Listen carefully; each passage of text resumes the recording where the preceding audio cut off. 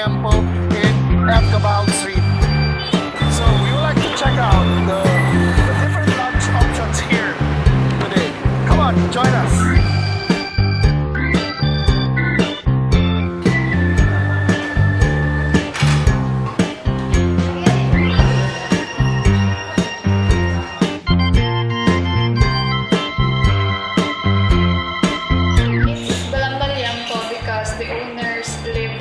Which is a small town outside Cebu, and they are known for their unique way of cooking the liempo, which is stuffed with herbs and spices.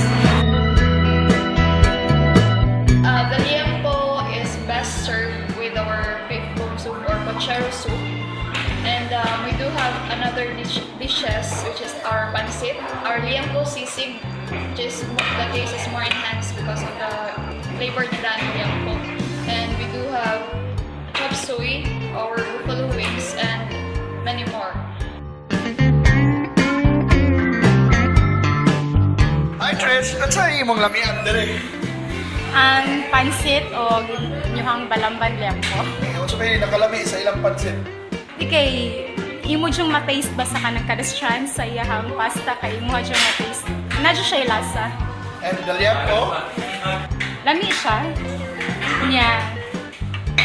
Bisag unsa kagamay lang sa imong kuhaon, nadyo siya lasa. Thank you.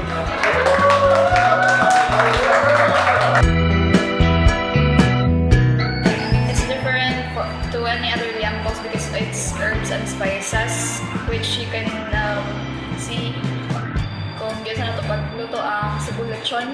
And then second is it's good for 4. The whole salad is already good for 4. And third is it has a unique taste that wala sa one. So it's really tastier than lechon. For you to try our other delicious dishes, try to visit our Panagdait Balamban